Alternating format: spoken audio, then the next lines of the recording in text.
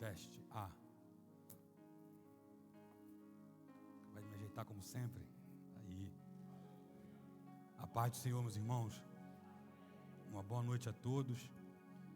Mais uma vez é motivo de muita alegria estarmos aqui presentes, na presença de Deus, estarmos com os irmãos. Andei sumido aí nas quarta-feiras aí, devido à correria do trabalho, na empresa onde a gente trabalha. Em casa também a gente faz o serviço extra também, então tem ficado um pouco apertado. Se alguém puder trazer uma água para mim, eu agradeceria de uma vez, que estou meio fanhoso. E assim louvamos a Deus, por poder estar trabalhando e estarmos aqui também essa noite. Só faltou a irmã Nora Ney com a oportunidade essa noite, né, pastor? A irmã Nora Ney, faltou ela. A próxima, bota ela também. É muito alegre, meus irmãos, estar junto com vós aqui. E antes de começar a ministrar a palavra, eu sempre comento que eu tenho um irmão, não vou falar amigo não, vou falar irmão. E hoje, eu falei com ele que estaria aqui hoje ministrando a palavra, ele falou que viria, e veio. E esse irmão, esse é o irmão que me ajudou a estar aqui hoje. Eu queria até chamar ele rapidinho, vem cá, Binho, faz favor. Rapidinho, tá, pastor, com a sua permissão.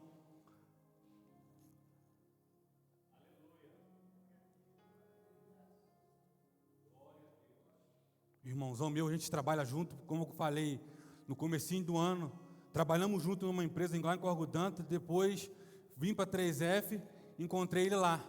Esse irmãozão aqui, ó, hoje, para mim estar pregando a palavra de Deus aqui, teve o incentivo dele, teve a oração dele, não me deixou de lado.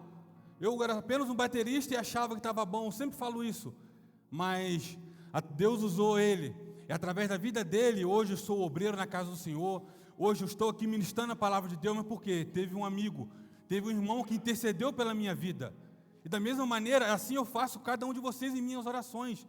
Eu estou sempre convidando, motivando, e assim é a nossa caminhada na fé, um motivando o outro, e é assim a vida deste homem, é assim no trabalho, de vez em quando dá um puxão de orelha em nós ainda, em mim também, e eu louvo a Deus pela vida dele, e assim, eu queria que nós pudéssemos oferecer uma salva de palmas ao Senhor pela vida dele essa noite, amém?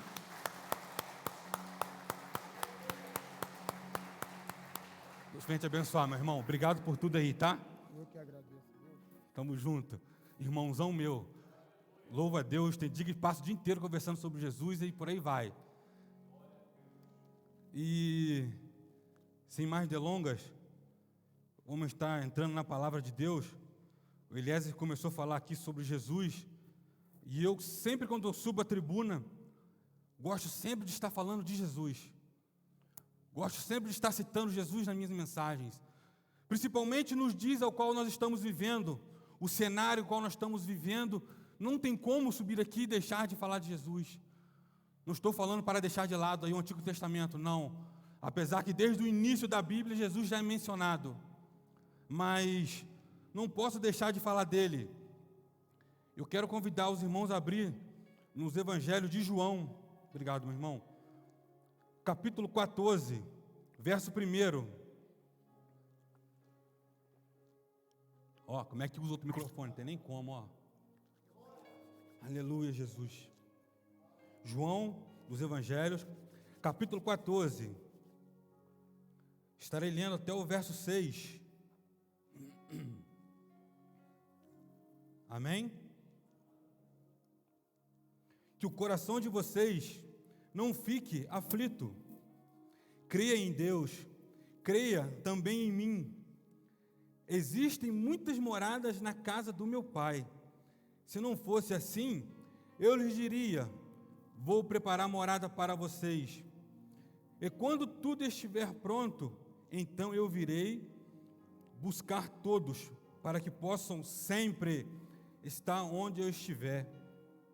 E vocês conhecem o caminho para onde vou.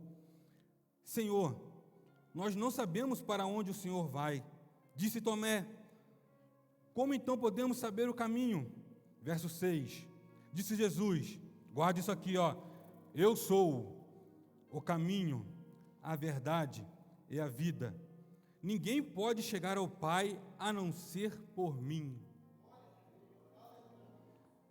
Eu estudando essa mensagem, meditando nela, no verso 1 vai dizer que não se turbe o vosso coração. Mas por que não se turbar o vosso coração? Vamos nos colocar no lugar dos discípulos. No capítulo anterior, aqui Jesus já, ao partir ao pão, eles estão todos reunidos, e ao partir ao pão, Jesus já anuncia que vai ser traído, ele vai ser entregue. E nisso, vamos ver mais à frente que ele já nos deixa um novo mandamento, que é amar uns aos outros, e assim nós seremos reconhecidos como servos de Cristo. E tem aqui algo interessante no verso 36 do capítulo 13, que disse-lhe Simão Pedro: Senhor, para onde o Senhor vais? Jesus lhe responde: para onde eu vou, não podes agora seguir-me, mas depois me seguirás. Aí Pedro diz no verso 37, disse-lhe Pedro: por que não posso ir seguir-te agora? Por ti darei a minha vida. Respondeu-lhe Jesus: tu darás tua vida por mim? Jesus perguntando: na verdade te digo, que não cantará o galo enquanto me não tiveres negado 3 vezes. E eles estão todos reunidos ali, e Jesus já deixa isso anunciado, Jesus fala isso. Aí imagina a cabeça deles ali. Pedro praticamente ele é repreendido pelo Senhor, né, ali. Como ficou a cabeça deles ali? A mente deles. E se a gente for parar para os nossos dias de hoje, olhando o nosso cenário atual, nosso coração também se fica turbado. Vemos as coisas caminhando de uma maneira toda contrária. Vemos o mal crescendo de uma tal maneira. Vemos a maldade a cada dia que se passa se tornando pior. Vemos o amor ao próximo se esfriando. Vemos a cada dia aumentando os crimes. E podemos ver, como disse lá no verso 6, vai dizer que Ele é o caminho. O que este mundo está precisando? O caminho do Senhor. Caminhar com Ele. Mas sabemos que o mundo tem sido, os dias ruins têm ficado de cada dia mais difícil. Mas Jesus fala que Ele é o caminho. Eu sou o caminho. E os discípulos ali, voltando para o capítulo 14 aqui, Ele anuncia que na casa do meu Pai há muitas moradas. Então ele está dizendo o quê? Que algo que está pronto. Desde a fundação do mundo, a nossa morada está pronta. A nossa outra casa celestial está pronta, nos esperando. E ele ainda vai falar que se não fosse assim, ele falaria que o quê? Eu vou preparar. Não. Ele disse que está pronta. Está pronta a nossa casa. E os discípulos parece que não entendem. Jesus já começa a falar um mistério novo com eles, começa a falar algo novo com eles. Se a gente pegar do capítulo 13 até o capítulo 17, Jesus começa somente a pregar para eles. Jesus já estava sabendo que já seria entregue, Jesus seria já pego. Jesus já podia o quê? Se preparar, deixar eles de lado e já começar a orar ao Pai para preparar ele, porque para o que iria acontecer na vida dele. Mas não, ele não deixou os discípulos, pelo contrário, começa a instruí-los para as coisas que estariam para acontecer na vida deles. E ele já fala com eles aqui que a casa está pronta, a morada está pronta, e os discípulos começam a interrogar eles, do versículo 5 ao versículo 11, aqui o versículo 5, Tomé disse, lá no 11 vai ser Filipe, no versículo 8, Filipe, vemos que eles não estão entendendo o que está acontecendo, e muitas das vezes, nossos dias também é assim, igual o mês passado, nessa eleição, a gente olha o cenário, a gente vê, não está entendendo o que está acontecendo, mas Deus está no controle, meus irmãos. Ele está no controle. Ele é o caminho essa noite para cada um de nós aqui. Ele é o caminho, Ele é a verdade e Ele é a vida. Então, eu estou descansado no Senhor. Eu espero no Senhor. Mas por que eu estaria citando essa passagem? Porque eu vejo que os discípulos aqui estavam vivendo. Eu quero passar para vocês uma maneira para nós podermos fazer diferente.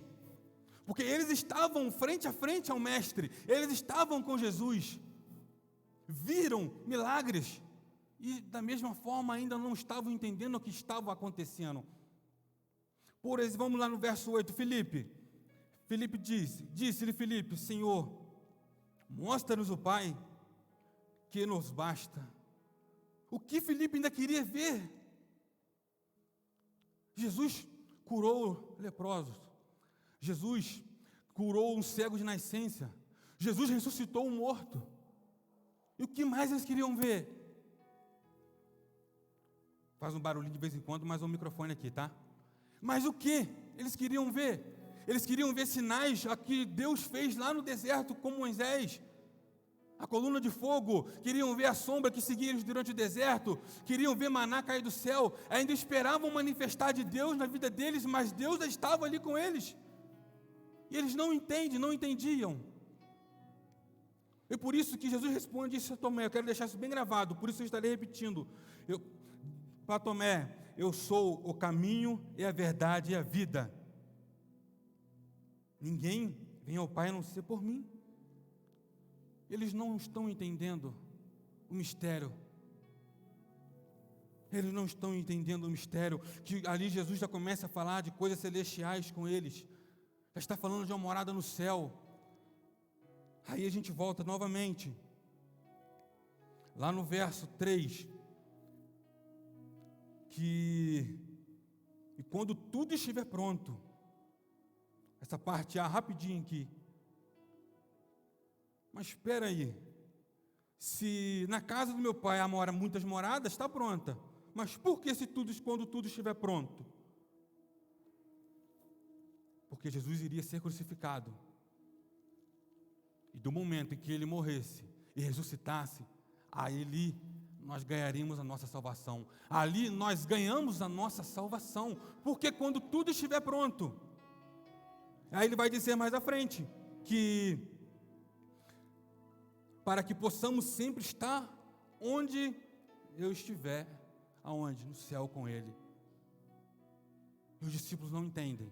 E assim fez Ele, se entregou, passou o que passou, morreu na cruz, e ao terceiro dia ressuscitou.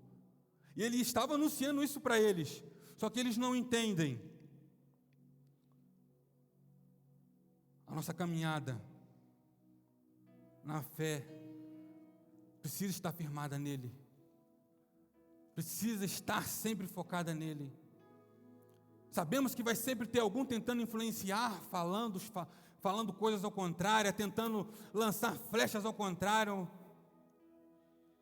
Muitas das vezes vamos tentar pegar atalhos diferentes, pegar caminhos diferentes. Até na hora de eu pegar um GPS, se eu vou para um lugar, antes de ir eu já pego ali, já abro tudinho e vejo para onde eu vou estar passando, para ver se é tranquilo de ir. Vigilância. Então, devemos estar sempre ligados nesse caminho que é Jesus. Mas, então ficou aqui, bem gravado para nossas mentes, que Jesus já nos deixa anunciada aqui a salvação. Então, Ele já nos fala do céu para cada um de nós. E Ele vai falar no verso 11 que crede-me que estou no Pai, e o Pai em mim, crede-me, ao menos por causa das mesmas obras. Vou ler numa outra versão aqui, que é melhor. Basta vocês crerem em mim. Quando eu digo que estou no Pai, e que o Pai está em mim, creiam nisto, ao menos por causa das mesmas obras. O que ele está querendo dizer aqui? O que Deus fez lá atrás, Deus estava realizando naquele momento junto com eles. E quando ele vai falar isso, dessas obras, ele começa a falar de obras. Executar, aí eu botei assim, eu guardei para mim isso. Executar as obras, a qual está guardada para nós. Aí ele vai dizer no verso 12, na verdade vos digo, que aquele que crê em mim, fará as obras que eu faço, olha só, e as fará maiores do que estas, porque eu vou para o Pai. E tudo quanto perdistes em meu nome, eu o farei, para que o Pai seja glorificado. Para que o Pai seja glorificado no Filho. Já paramos para pensar e analisar esse versículo nessas obras maiores? Mas vamos fazer obras maiores que Deus? Seremos semideuses aqui na terra? Não.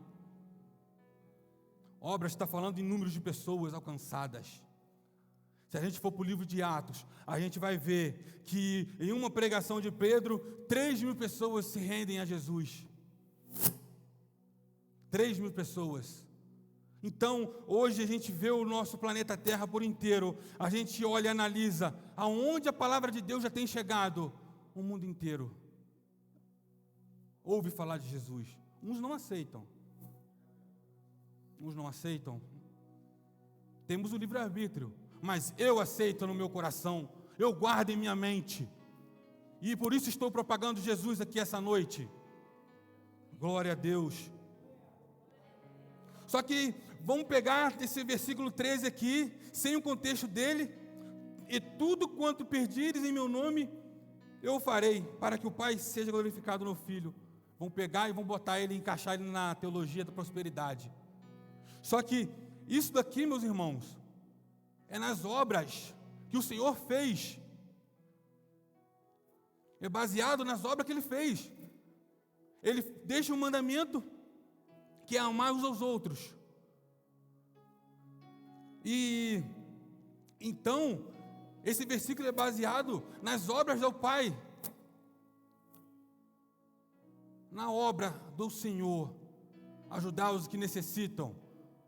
Ajudar os que estão enfermos, como Elias orou aqui essa noite, Deus tocou no coração dele. Esse é o nosso principal papel aqui nessa terra. Cumprir a obra, fazer essa obra.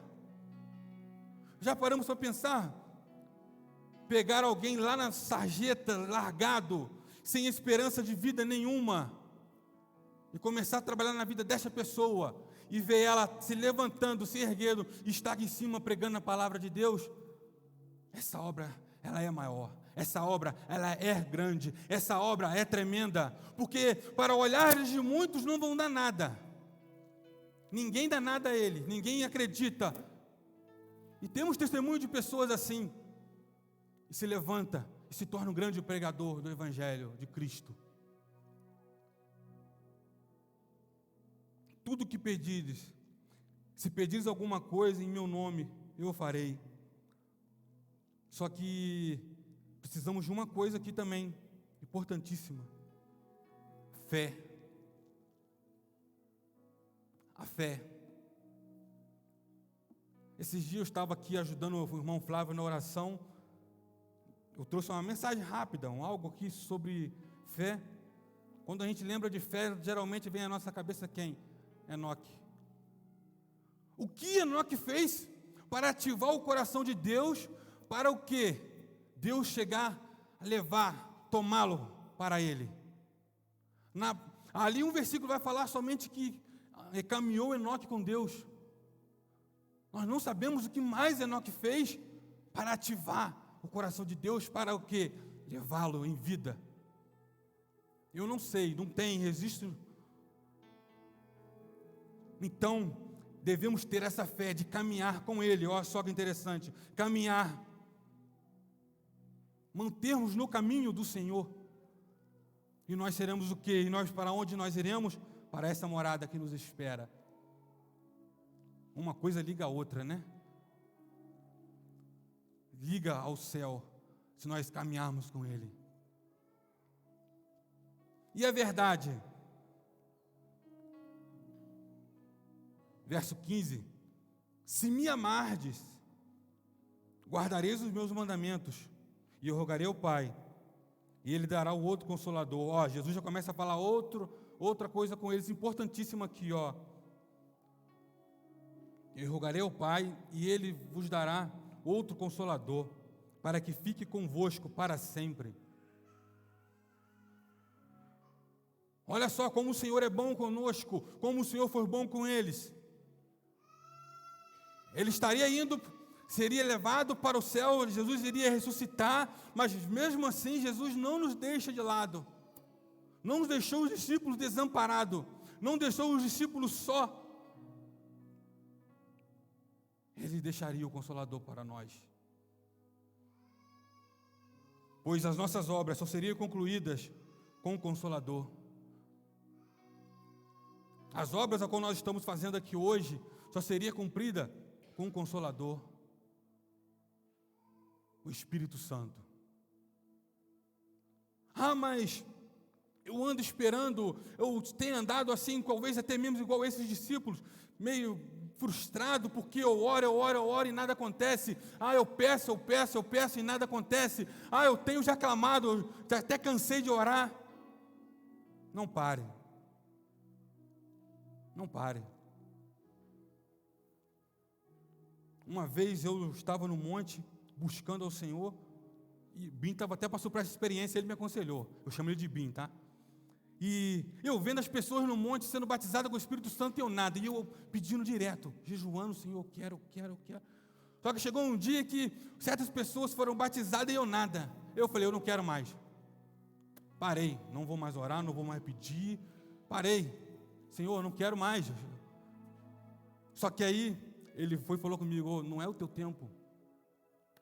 Você vai pedir. Mas vai acontecer na hora que o Pai quiser te dar. E é assim talvez que nós possamos, andamos dessa maneira. Querendo, a ansiedade toma conta, aí você deixa de buscar da maneira certa, aí deixa de receber algumas coisas, ficam de lado, as coisas ficam até meio bagunçadas, mesmo você buscando. E ele até me aconselhou, calma, que uma hora vai acontecer. E a gente no começo da fé, assim, que fica meio perdido no negócio. Acontece com o irmão do meu lado e comigo nada, desce ali, mas não vem aqui, ou vai lá atrás, mas não vai aqui na frente. E assim é a obra do Espírito Santo. Começou assim e ele anuncia o Espírito Santo para eles.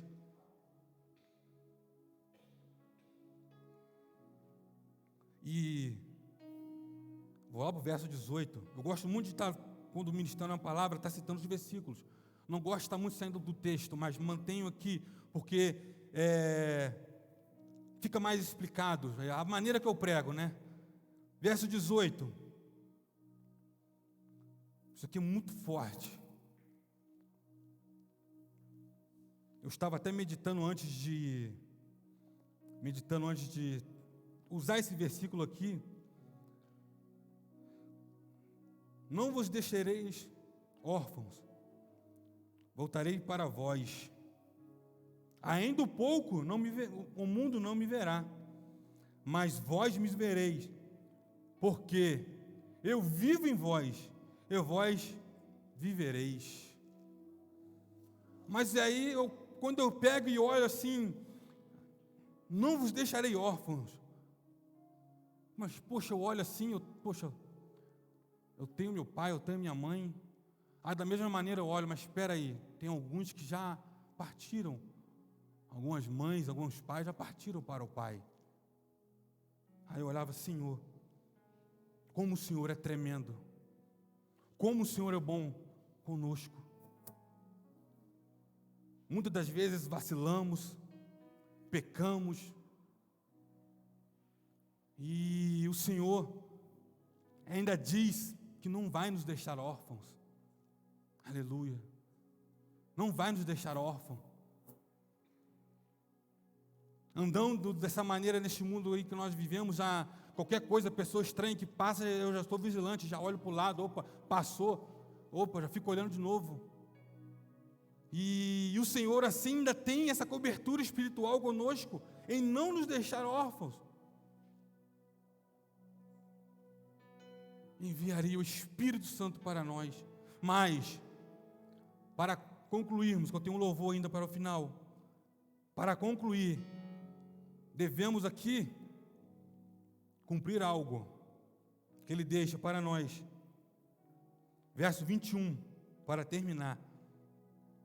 Aquele que tem os meus mandamentos e os guardar, este, olha só, é o que me ama.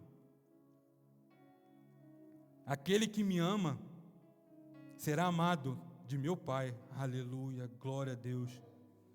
E eu amarei e manifestarei a ele.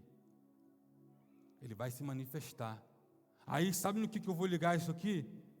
Os dons do Espírito Santo. De que maneira o Senhor vai se manifestar em nós? Ele já disse que vai deixar o Espírito Santo, vai enviar o Espírito Santo. De que maneira ele vai se manifestar com nós? Com os dons do Espírito Santo. Para o quê? A obra de nossa vida ser completa.